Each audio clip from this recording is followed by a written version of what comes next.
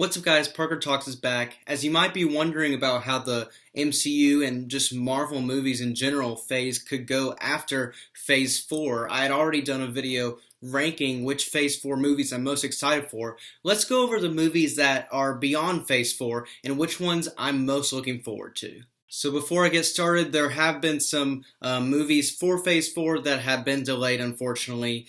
Black Widow, which I was really looking forward to this year, has been unfortunately moved to May of 2021. Also, The Shanghai and the Legend of the Ten Rings is on July of 2021, and then The Eternals is in November of 2021. But let's just get to the good news, as I'm going to rank my 11 top favorite movies we expect to see after Phase 4. Let's go. So coming in at last place on my list is the Fantastic Four. Because they've already done some movies with the Fantastic Four. Some I've liked, some I haven't. The 2005 one with Chris Evans, I really enjoyed that one. The one in 2015, I didn't like at all, and many people did not like that Fantastic Four movie either. Now, I'm just a little confused, I guess, because are they just going to go through the whole storyline again, just like they have done with these past Fantastic Four movies, or can they just like continue on the track of this adventure with the Fantastic Four? Probably not, because these are probably going to be new actors as the Fantastic Four, and just, the whole concept of Fantastic Four is not my favorite. It's not the coolest, I think, personally, and this probably won't be in the MCU, I assume. So that's all of that considered. It's coming in at number 11. Doesn't mean that it could be a better Fantastic Four movie than, say, some of the others.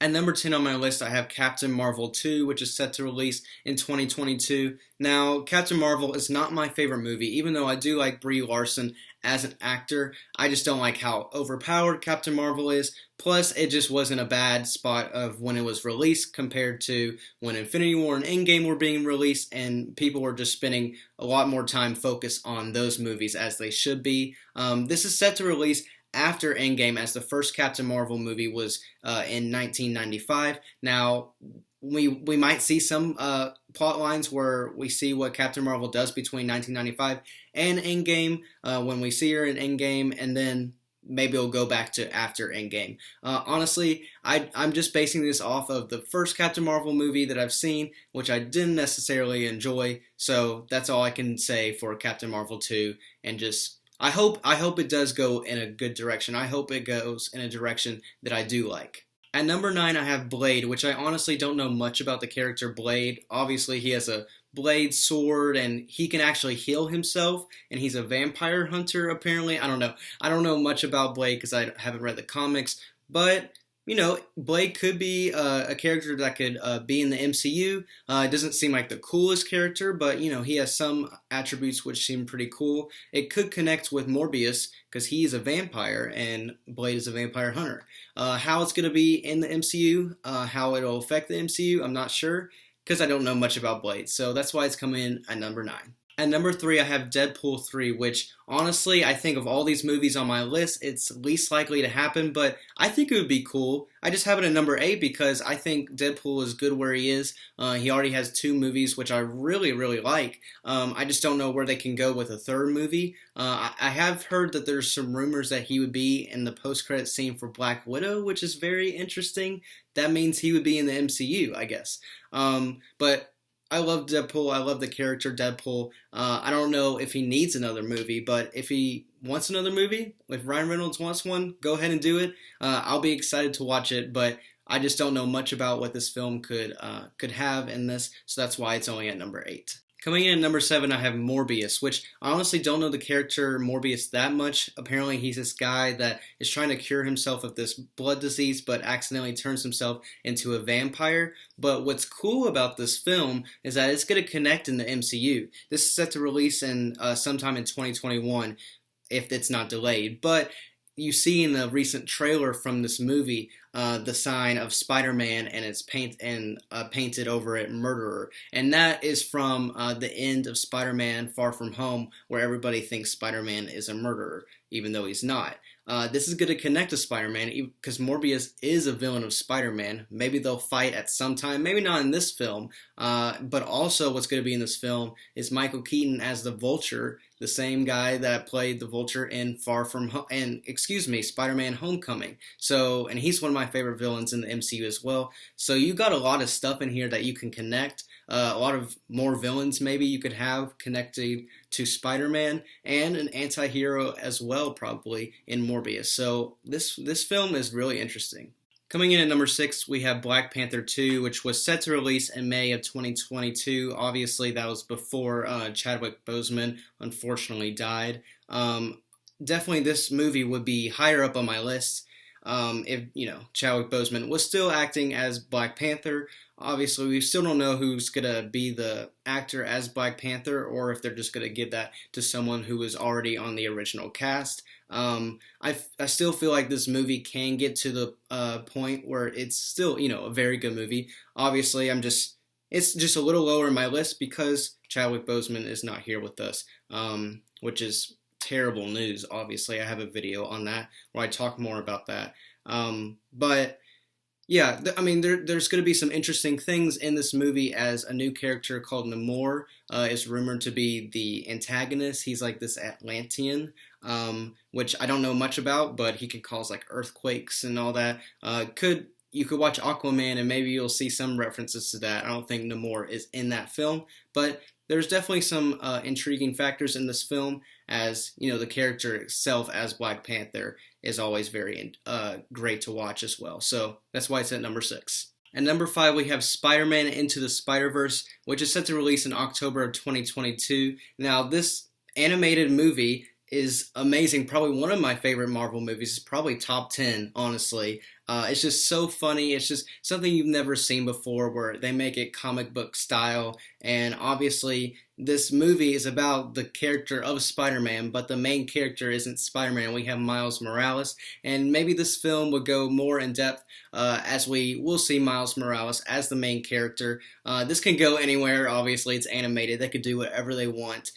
They did basically a Spider-Verse in the first film, as different universes combined and all that. So they can do anything in this film. It's going to be funny. Definitely one to watch. So that's why it's in at number 5. Number 4, we have Venom 2, which is set to release in 2021. Now, I really enjoyed the Venom movie, as we have Tom Hardy, and everybody loves Tom Hardy. I think he's a great actor. Some people didn't like the film. I can't pick a particular reason why, but I really enjoyed this film, as I did actually see this film in theaters. And I'm just excited to see what they can do in Venom 2. Let There Be Carnage. Yes, maybe the name isn't the best, but he will be going up against the same guy, Carnage, and he has some symbiote thing as well as Venom does in this movie. And just the connection between Venom and Tom Hardy as Eddie Brock is probably the best part of the Venom movie, as it's just really funny, as they're just totally different characters, yet they have to be together the whole time.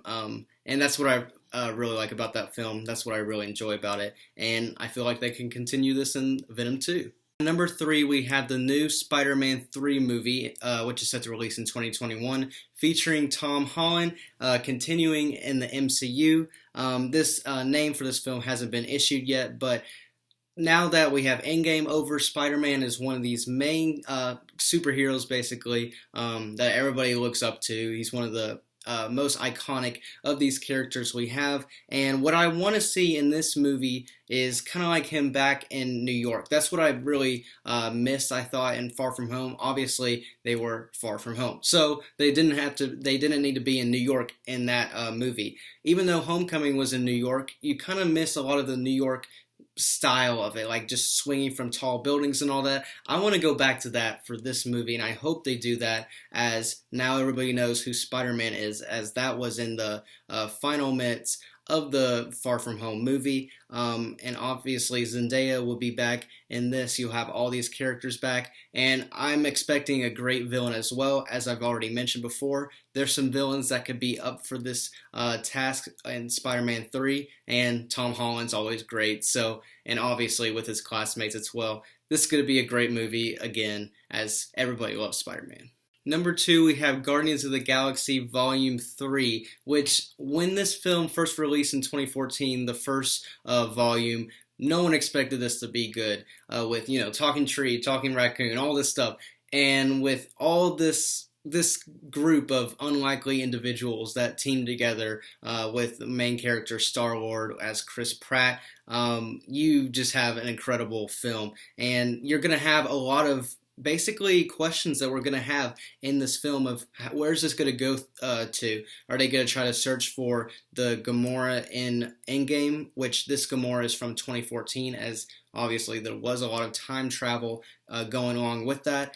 Is Thor going to be in this movie? I hope he is. The problem is this will be later because of all these delays. Will Chris Hemsworth still want to be part of these movies and be part of the Guardians of the Galaxy? That would be really cool. Also, unfortunately, since this is probably going to be the last Guardians of the Galaxy movie, there might be some deaths in this as well, as we might see some of our favorite characters pass away in this movie. Whoever the bad guys could be in this movie, it's uncertain. There's some people from Volume 2 that could be some villains, but honestly, we really don't know where this could go. But since there's so many possibilities, and obviously I love all these characters in this film, as we do have Groot back there, there's so many possibilities. It's coming in at number 2. But actually coming in at number 1 for me is the new Ant-Man and the Wasp movie. It hasn't been named yet, but this is going to be the 3rd movie in the Ant-Man franchise. I mean,